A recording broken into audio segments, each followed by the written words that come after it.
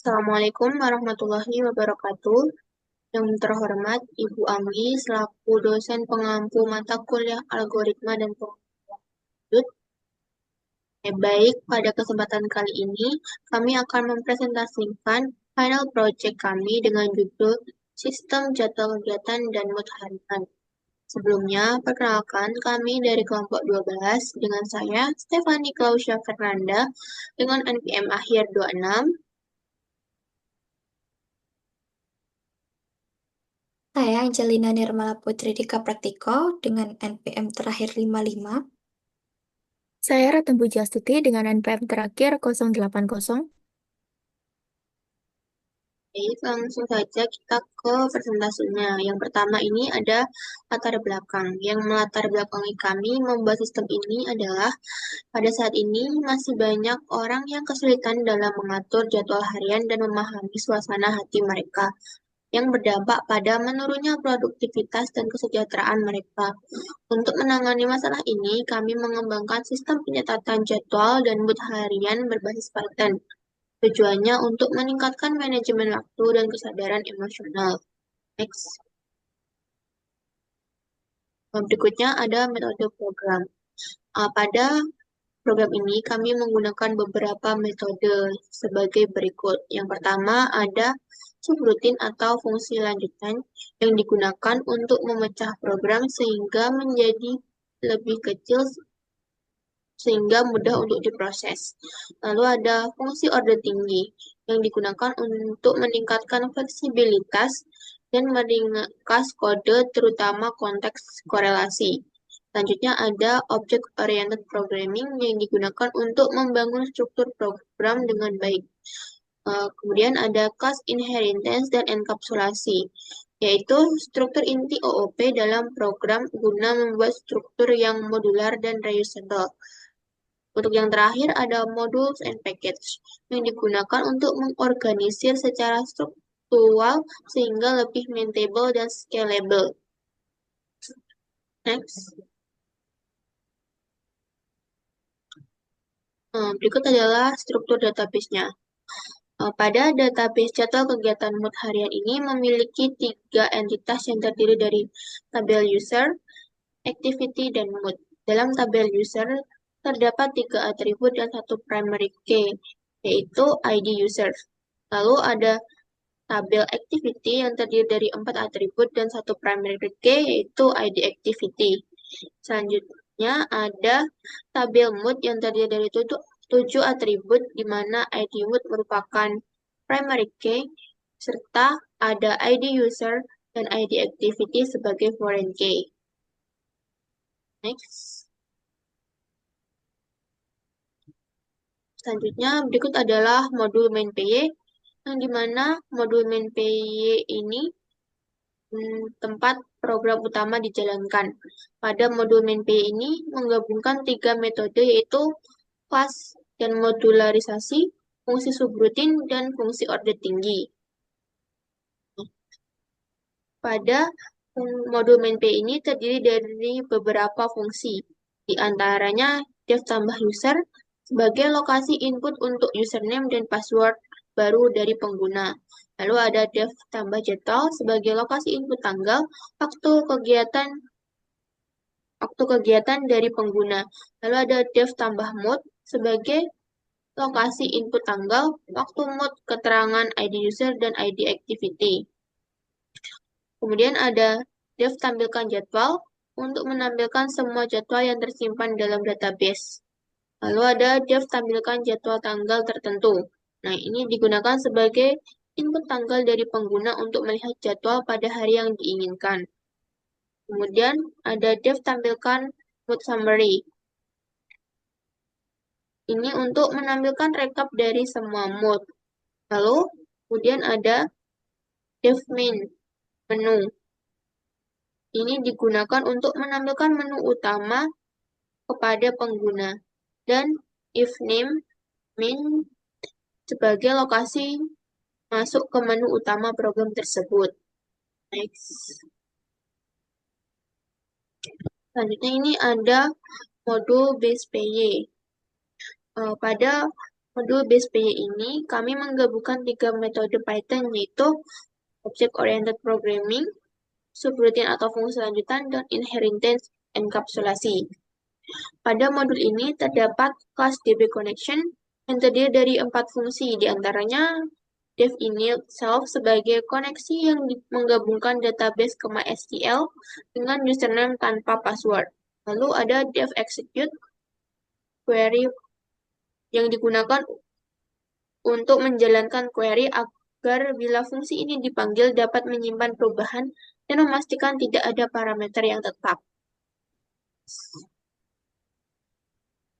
Baik, selanjutnya untuk fungsi fetcall digunakan untuk mengembalikan semua baris dari hasil query.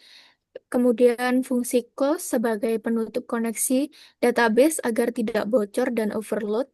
Kemudian juga terdapat class record yang digunakan untuk menyimpan dan mengatur atribut date.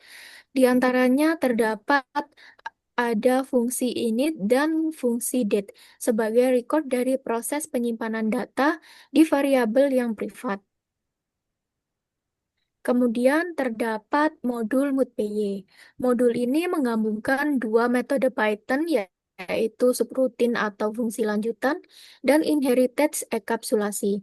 Pada modul ini terdapat class mood tracker yang terdiri dari 5 fungsi, diantaranya yang pertama ada fungsi dev init digunakan sebagai tempat penyimpanan data atribut, kemudian ada fungsi save sebagai tempat menyimpan data mood ke dalam tabel mood yang terdapat dalam database MySQL. Kemudian terdapat dev is valid mood sebagai tempat pengecekan mood yang diberikan apakah telah sesuai dengan mood yang telah ditentukan, seperti senang, sedih, biasa, marah, atau cemas. Kemudian terdapat fungsi isValidUserActivity, di mana tempat pengecekan kombinasi ID user dan ID activity tersedia dalam database atau tidak. Kemudian yang terakhir ada fungsi moodSummary sebagai penerima rekap seluruh jumlah dari masing-masing mood yang dicatat di dalam database MySQL. Selanjutnya terdapat modul schedule.py. Modul ini menggabungkan 2 metode Python yaitu subroutine atau fungsi lanjutan dan class modularisasi. Pada modul ini terdapat class schedule yang memiliki 5 fungsi, diantaranya fungsi init sebagai pemanggil otomatis jika menambahkan data baru. Kemudian ada fungsi save sebagai pembuka dan penutup koneksi untuk menjalankan query yang terhubung di MySQL. Kemudian terdapat fungsi format activity sebagai fungsi bantu yang tidak bergantung pada objek self. Kemudian terdapat fungsi getByDate sebagai fungsi yang mengambil semua aktivitas dari database MySQL berdasarkan dan tanggal tertentu, serta fetcall untuk mengembalikan hasil berupa list tergantung dengan DB connection-nya. Yang terakhir ada fungsi alt sebagai perantara dari semua data pada tabel activity di database MySQL. Kemudian terdapat modul user. Modul ini hanya menggunakan 1 metode Python, yaitu subroutine atau fungsi lanjutan. Pada modul ini terdapat class user yang terdiri dari 3 fungsi, diantaranya fungsi init sebagai fungsi inisialisasi atau konstruktor yang akan dipanggil saat objek user baru telah dibuat. Kemudian ada fungsi save sebagai tempat menyimpan data pengguna baru ke dalam database MySQL. Yang terakhir ada fungsi getAll sebagai fungsi yang dapat memanggil langsung dari kelas tanpa perlu melewati objek user sendiri. Kemudian berikut adalah database dan modul package yang berjudul Final Project. Terdapat modul main.py di mana semua program utama dijalankan. Modul init.py sebagai penanda package root serta boleh saja untuk tidak diisi. Kemudian terdapat package model yang digunakan untuk kelas dan logika backend atau belakang layar. Pada modul package model sendiri, ini terdiri dari 5 modul, diantaranya ada modul init PS sebagai penanda untuk package model, kemudian dilanjut dengan base PS sebagai koneksi dan kelas dasar dari DB connection serta record. Kemudian ada mood PY sebagai kelas mood tracker atau tempat menyimpan data mood pengguna. Kemudian terdapat schedule sebagai kelas schedule atau jadwal aktivitas dari pengguna. Yang terakhir ada user PY sebagai kelas user atau data pengguna.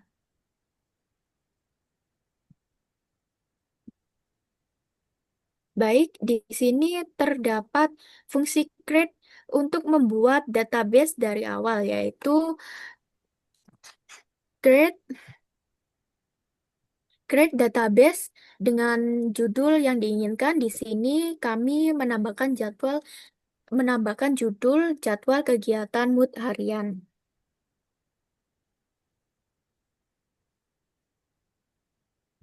Baik, di sini merupakan create untuk tabel-tabelnya. Yang pertama ada membuat tabel user dengan 3 atributnya, yaitu ada ID user, username, serta passwordnya. Next,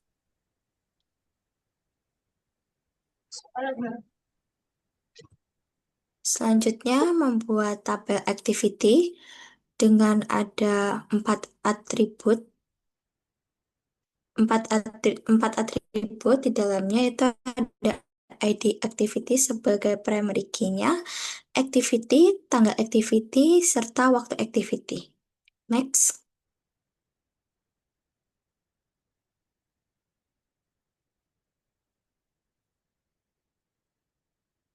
Selanjutnya, di sini membuat tabel mood dengan ada 7 atribut di dalamnya. Yang pertama ada ID mood sebagai primary key-nya, tanggal mood, waktu mood, mood, keterangan, serta ID user dan ID activity sebagai foreign key-nya. Next.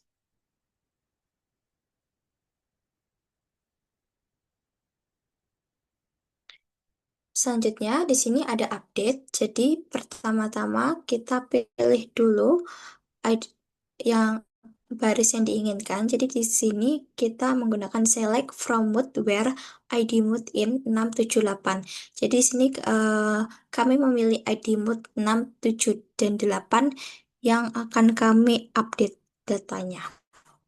Bisa di next.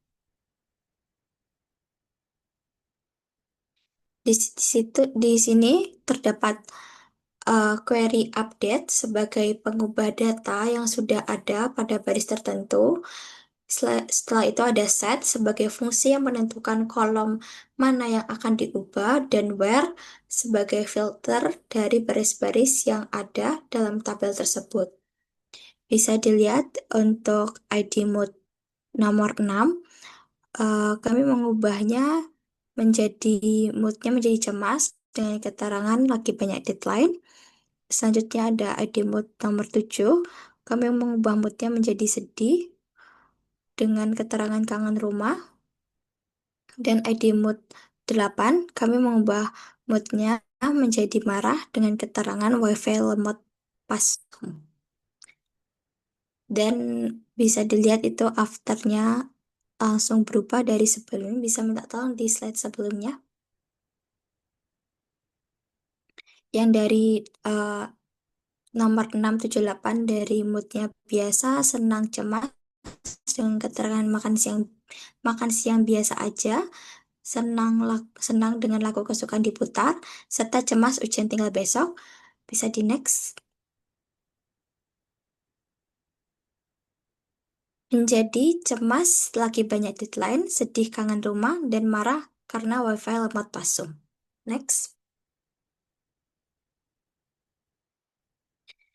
Baik, di sini adalah delete untuk digunakan untuk menghapus data. Jadi pertama-tama kita pilih dulu menggunakan select from mood where ID mood in 10, 11, 12. Jadi di sini kami memilih ID mood nomor 10, 11, dan 12 yang akan kami hapus datanya. Bisa di next. Jadi setelah kita delete menggunakan delete from mood where ID mood in 10, 11, 12, bisa dilihat pada tabel bahwa ID mood nomor 10, 11, dan 12 sudah hilang karena telah dihapus. Next. Baik, Baik, di sini selanjutnya, kami akan mendemokan programnya.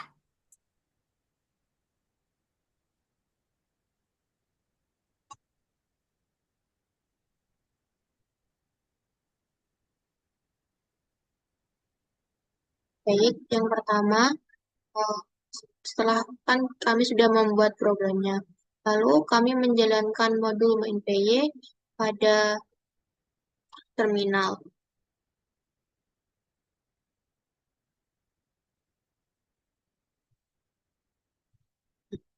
dengan menjalankan Python MainPy. Lalu untuk yang pertama, untuk menambahkan user, kita klik nomor satu, bisa dibantu.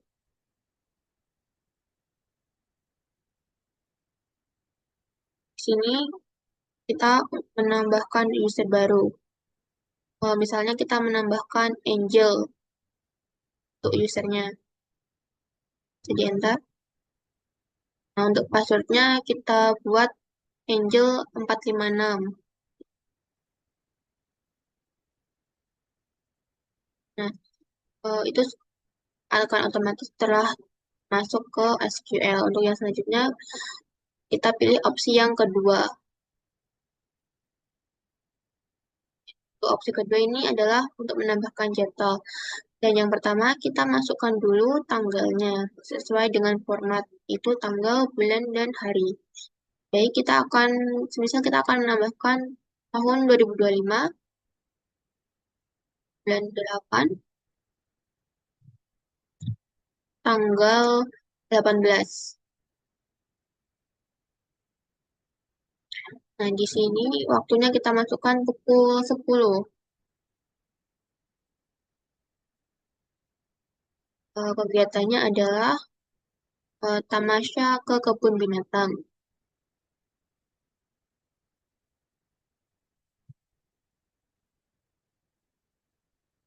Lalu bisa dicek ke SQL-nya. Sini user telah tambahkan pada user 26 dengan username Angel dan password yang telah kita tambahkan pada sistem tadi. Untuk yang pada tabel activity kita, ini telah ditambahkan pada tadi nomor 28 Tamasya pada tanggal yang telah kita masukkan tadi. Untuk demo selanjutnya akan dijelaskan oleh rekan saya. Baik, selanjutnya untuk menu nomor 3, yaitu menambahkan mood. Kita ketik dulu nomor 3, kita enter. Di sini kita memasukkan tanggal yang sama, yaitu 2025, bulan 8, tanggal 18. Kita enter. Kemudian kita menambahkan waktu di mana kita ingin memasukkan mood kita setelah kita melakukan kegiatan tamasya ke kebun binatang. Misalnya kegiatannya selesai ketika pukul 16.00. Kita enter. Dan di sini mood hari ini bisa kita pilih yaitu senang, sedih, biasa, marah, atau cemas. Di sini saya memilih sedih. Kita enter. Keterangannya dikarenakan melihat hewan sedang sakit. Kita enter. Nah, dikarenakan ID user sebelumnya adalah 26, kita masukkan 26. Dan ID aktivitasnya sebelumnya ada 28, kita masukkan juga. Nah, di sini mood berhasil dicatat. Kita cek dulu di MySQL apakah mood tersebut telah berhasil dicatat. Nah, di sini sudah terlihat ya pada ID mood nomor 49 pukul 16.00 mood sedih karena melihat Ewang yang sedang sakit sesuai ya dengan ID usernya 26 dan ID activity-nya 28. Kemudian kita lanjutkan pada menu nomor 4. Untuk melihat semua jadwal, kita enter. Nah, di sini terdapat seluruh jadwal yang telah kita masukkan dalam eh, program ini. Mulai dari tanggal 10 bulan 6 2025 sampai yang baru saja kita masukkan yaitu tanggal 18 bulan 8 2025. Kemudian akan dilanjutkan dengan rekan saya.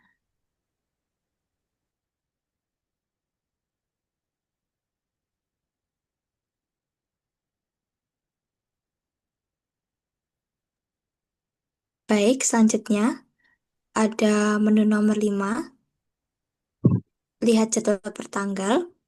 Jadi perbedaan dari menu 4 dan menu 5 ini adalah jika menu nomor 4 ini kita bisa melihat semua jadwal yang ada yang telah kita input sebelumnya.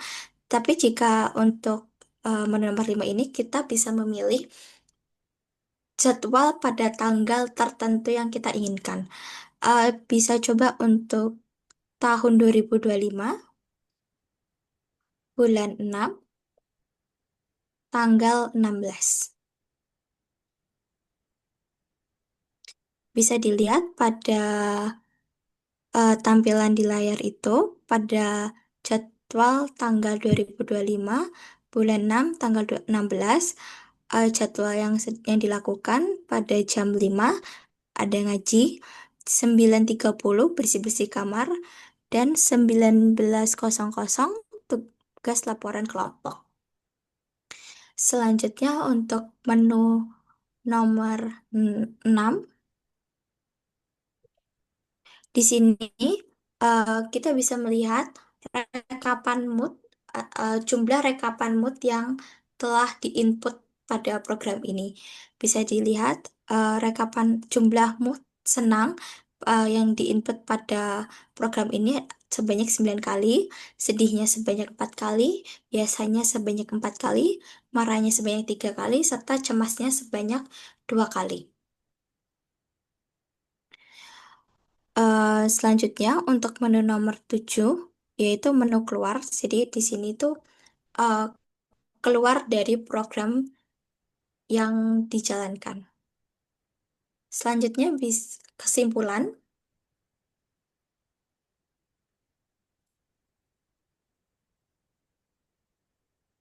Kesimpulan dari program yang kami buat ini, Mood dan Schedule Tracker yang dikembangkan menggunakan bahasa Python berhasil menggabungkan fitur pencatatan jadwal harian dan pelacakan mood dalam satu sistem yang praktis dan mudah digunakan. Penggunaan konsep Object Oriented Programming atau OOP, subrutin fungsi order tinggi, serta modularisasi melalui package dan modul membuat struktur program jadi lebih rapi, efisien, dan mudah dikembangkan. Selain itu, integrasi dalam database SQL memungkinkan penyimpanan data pengguna, jadwal, mood. Program ini diharapkan dapat membantu pengguna dalam meningkatkan manajemen waktu serta kesadaran akan kondisi emosionalnya sehari-hari. Baik, sekian presentasi yang dapat kami paparkan. Mohon maaf apabila masih banyak kekurangan dalam penyampaian kami. Wassalamualaikum warahmatullahi wabarakatuh.